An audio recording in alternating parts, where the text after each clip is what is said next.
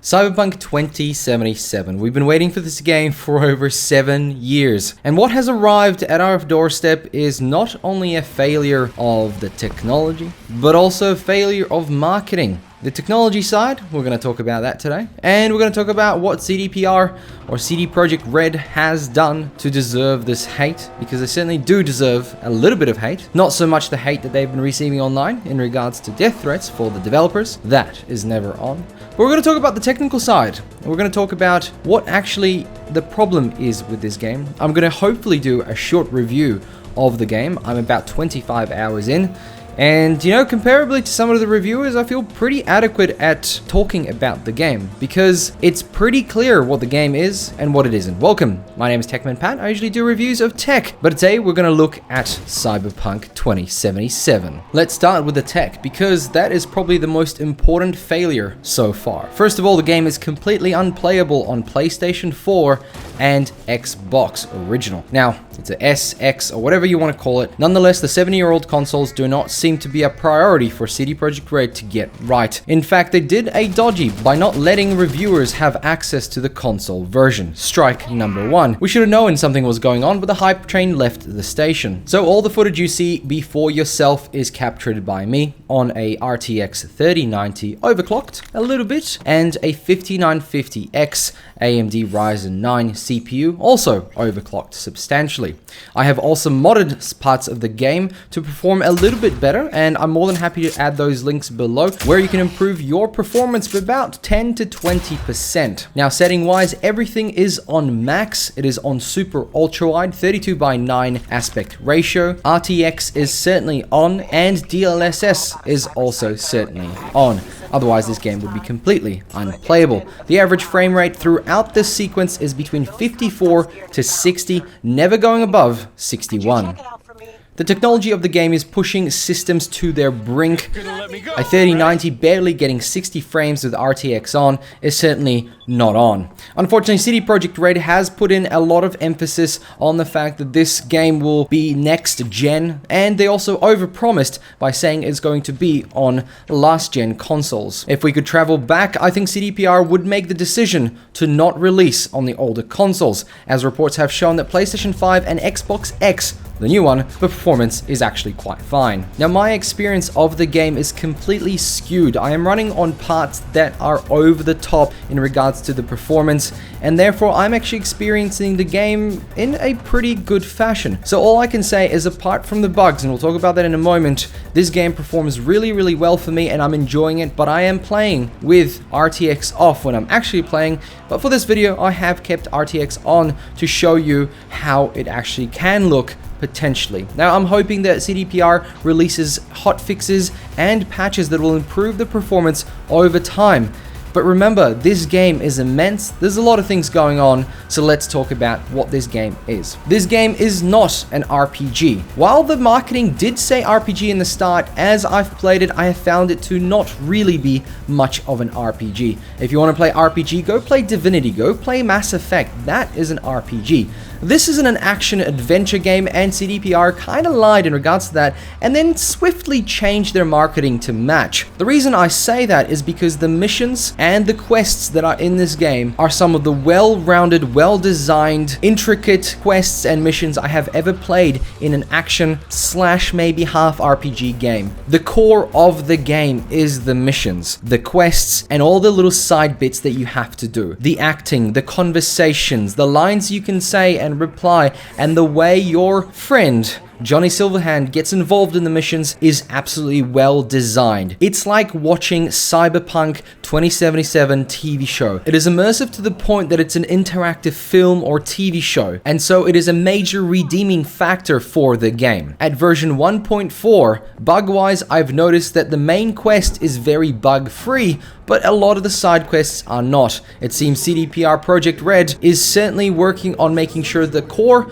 missions are playable without bugs before they get onto the bugs in everything else. And even though I'm playing on a ridiculous system, there are plenty of bugs that will affect your gameplay, but I would like to admit that there was no game-breaking bugs on my PC version. It was mostly visual things and things I was used to between Fallout 3, 4, and Fallout New Vegas, and Fallout 76. The map, the city, Night City is a place that I could only imagine in movies like Blade Runner 2049. This is the quintessential cyberpunk city that you have to experience. You have to drive around, you have to walk around, and you will take it all in non-stop. And around every corner there is something new to see, but not something new to do. The city itself feels very bare in regards to things to do. There's no little shops to enter to buy things. Well, there is, but they're very rare.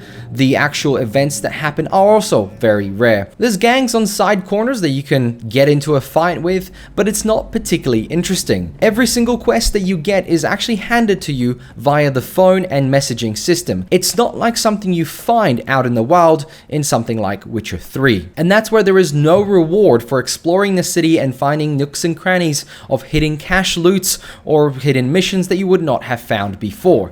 Everything is handed to you on a platter, which makes this more like an action-adventure game than an actual RPG when you explore the city. You know how the saying goes, less is more. Don't hold my hand. I don't know if that's part of the saying. Nonetheless, the city is very intricate. Navigating it, you have to go upstairs, down alleyways, up streets, down streets. It's actually quite impressive how much CD Projekt Red has filled the city with detail. The detail in each street is absolutely impressive, and you know what? With the amount of people and cars on the street, I was actually okay with it. I was able to drive around and not really crash into traffic a lot, and when I was in a section where there was a lot of people, I felt like that was around the amount of people I would expect at a section like this. But of course, I would love to have more people walking around the streets, more cars. Give life to the city. CD Projekt Red did not deliver on a living, breathing city. They delivered on a city that looks absolutely fantastic and has a lot of potential if you just breathe some life into it. And the music. Each radio station will contain some sort of song that you will prefer.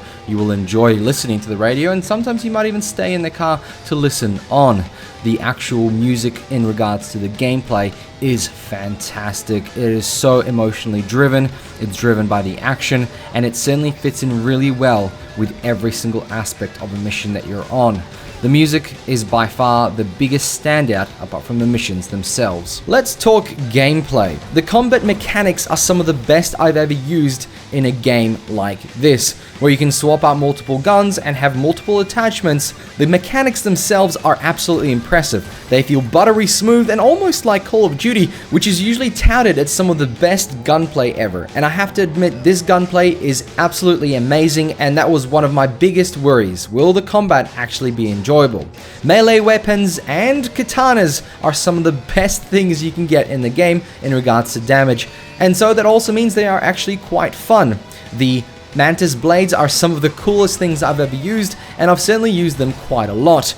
But the game on very hard difficulty means you actually have to use a lot more of the items in your disposal to actually dispose of enemies. Which means if you are playing this game, I would highly suggest to going to very hard, because it means you get to use a lot more of your toolkit, and that makes the game even more interesting. Customization is something that is missing in this, and that's why I don't call it an RPG. The guns can be changed a little bit. You get a new gun every time you pick it up. The stats might be a little bit more different, and you will swap it out. The clothes, yes, it has some stats, and it does have things like armor and other effects, and you will swap it out. And you might even look for something that looks good on you, except the only time you get to see yourself is when you click inventory to see what you have in your backpack. Nonetheless, first-person view is probably the best decision they have made for a game like this. It completely immerses the player in the city, the missions, and the people that you speak to. One thing that's missing is a a barber. I'd love to change my hair and my appearance, but apparently that was a little bit too hard and had to get cut.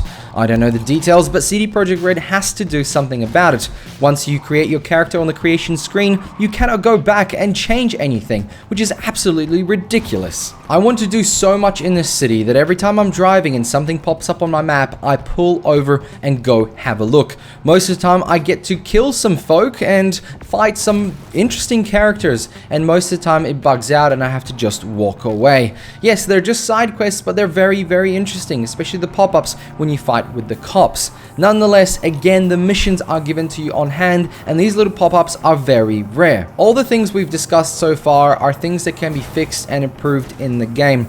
The performance, the bugs, the side quests, and a lot of features that were removed to get this out on time for the investors. But there is something in this game that makes it one of the best games I have ever played, and that is the setting and the main storyline. The characters involved in the main missions are some of the best and well acted characters I have ever seen in a video game. The animations are fluid, they seem lifelike, and when they even sit down in front of you and speak, I actually pay attention, and it's not just one of those characters that zooms in to Skyrim into their face while they talk like a skeleton with a moving mouth. The characters have a lot to say, and the stuff that they say is so interesting that while I used to play games with a YouTube video on the side, the game now has my full attention, and I tend to even choose comments that I would not necessarily say in real life, but love to say to these characters in the situation as I play the character V. Some people may not gel well with V, but as you progress through the game, you get to choose what he says, and it ends up being quite different than what the actual trailers made it out to seem. I would like to also add that none of the trailers